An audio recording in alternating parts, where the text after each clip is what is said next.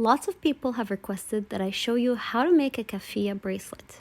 And when I asked you guys to choose between 3 different designs, everyone chose design number 3, the most complex one. So instead of showing you how to do this specific design, I'm going to show you how to read a normal pattern bracelet. That way you can choose whichever design you like to do for the Keffiya or any other normal pattern bracelet. So if we're going to be reading these patterns, we're going to have to find them first. Now, if you've never heard of Bracelet Book, this is the place to get all the patterns. It's where I go to find patterns and also to post some of my own patterns. So I'm showing you how to do normal bracelets. So I'm going to go and click on the filters and just filter for normal bracelets. From there, you can also change the keywords to align to the kind of pattern you're trying to find. So I just put in Palestine to see all the different Keffiya patterns they have, and I chose pattern number 162440. So now that we have our pattern chosen, let's get started with knotting. Now if you look at the pattern, we see that at the top we have 6 white strings and 5 black strings that make up our bracelet. So that's what I'm starting off with. I'm taking my embroidery thread and I'm gonna cut off 6 strands of white strings and 5 strands of black strings. And when I cut these off, my default is cutting about 100 centimeters. So that's my wingspan. I kind of go from fingertip to fingertip and I cut all of that off. And now I'm just arranging the strings as we see them in the pattern on that first row. So we see that there's 1 white, then 1 black, then 1 white, then 1 black, then 2 whites, and then 2 blacks, and then 1 white, 1 black, 1 white. And now that I have this arrangement, I'm just going to tape it and we'll get started. So I've gone ahead and zoomed in on the pattern to kind of show you the rows that are represented in the pattern. So as you can see in our bracelet, we have row 1, row 2, row 3, row 4, and so on and so forth, all the way up to row 90 in this bracelet. And each row is made up of 5 different knots. So I'm going to show you how you can read the different knots and knot them. And then once you get the hang of it, it'll be pretty repetitive and simple.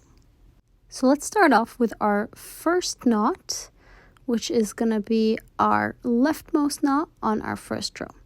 This knot is a backward knot indicated by an arrow pointing towards the left. Now it's also a black circle, which is indicating that we're going to be knotting our black string on top of our white string in a backward knot. To make a backward knot, I'm going to take my black string and point it towards the left of my white string, creating this loop. And then I'm going to feed my end of my black string through that loop and pull it all the way to the top.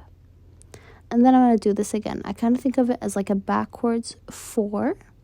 I make that shape and then I pull my black string through the circle I made and pull all the way to the top.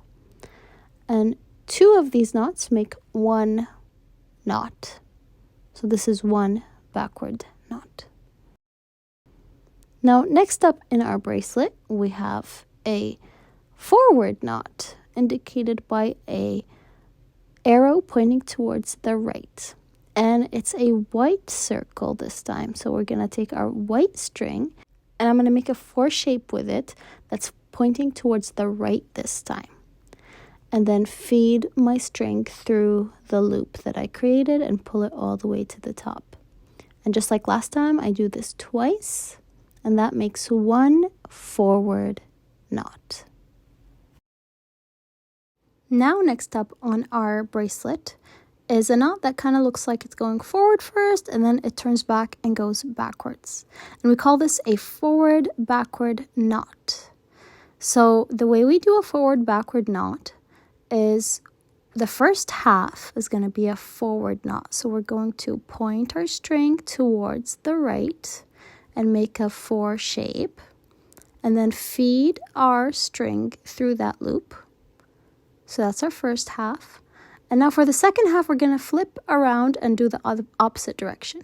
So I'm pointing the string towards the left this time, making a backwards half, and then pulling my string through the loop that I created. And that makes our forward, backward knot. Now next up on our bracelet is a forward knot. So we've already seen this kind of knot.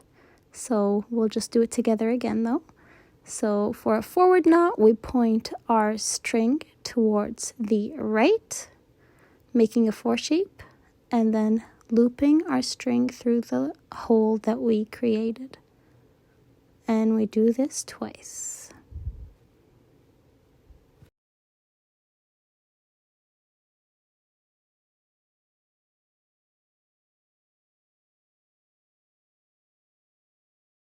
And now for our final knot of the row, we have another forward backward knot between the white and the black. So I'm going to start off with a forward and then do the backward portion of our knot. And we've already seen this one done before too. Now you'll notice that our last string on our first row doesn't have a partner, so we're just going to leave that one be. Our last rightmost string is just going to stay there, and we're going to use it in our next row in knotting, which is basically what I'm doing next. So we see that we have in our second row, our first knot on the rightmost part is a backwards knot, and we've already seen a backwards knot, so I'm just going to do that one with you. And there we have it. Now we've used that string in our first knot of the second row. Now next up is our black getting tied over top of the white in a forward knot. So I'm taking my black and I am putting it all the way to the top and doing a forward knot. And when you do pull it, try and pull the first knot at least all the way to the top so that you don't have gaps between your knots. I know a lot of people when they first start knotting, they have a lot of gaps. So when you pull it all the way to the top, it helps prevent the gaps. Now it's another knot that we've already seen before. So it's another backwards knot. So I'm doing a backwards knot between the black and the white.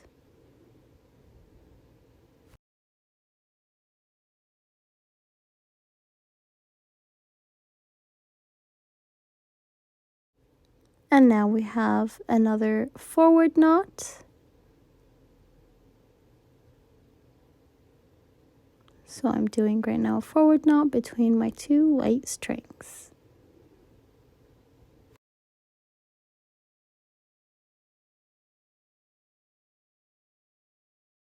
Now we come to our final knot of the row, and it's a knot that we have not quite seen yet.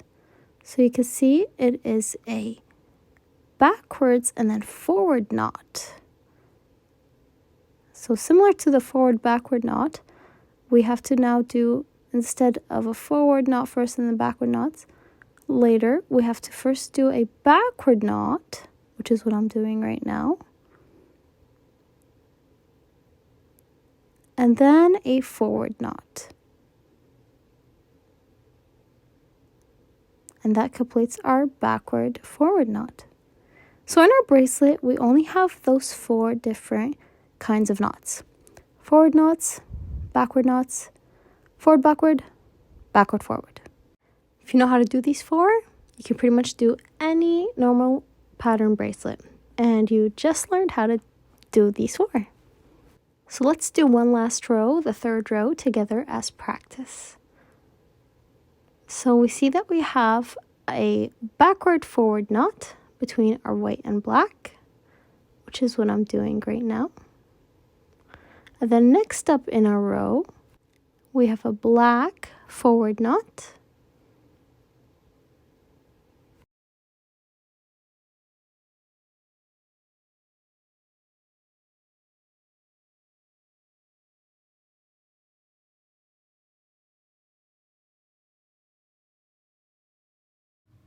And now we have a backwards knot between the black and the white. But before I do it, I noticed that I have a bit of a gap between my black and white previous knot. So I just pulled it a little bit tighter so that I can get rid of that gap. And you might see that in your first 2 rows as well, because the tension hasn't been really set yet. So you do want to make sure that in your first 2 rows you tighten your knots so that they come up without gaps. And now I've got a forward white knot.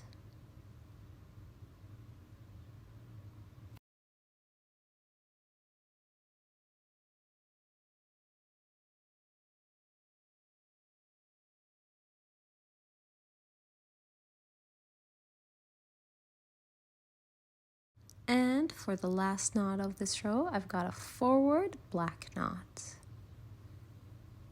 And of course, we're going to leave our last string to the right without a knot, as it does not have a partner for this row.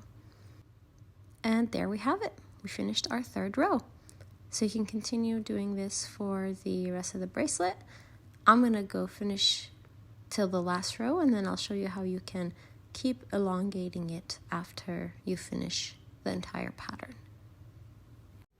So I've gone ahead and completed the entire pattern all the way up to row 90, and it's still a little bit short to be a full bracelet. So I'm going to repeat the pattern again from row 1. And if you look at the way the colors of my strings are lining up, they line up the exact same way as they do in row 1. So you can just start over from the first row and knot the same way we've done the first time around. So I'm going to be knotting another 30 rows or so. I'm just going to repeat the first motif of the bracelet, and at that point I think it's going to be long enough to be a full bracelet.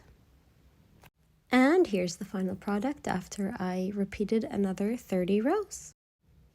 So this is the final product of my bracelet, and to end it I'm going to be doing some braids on the ends.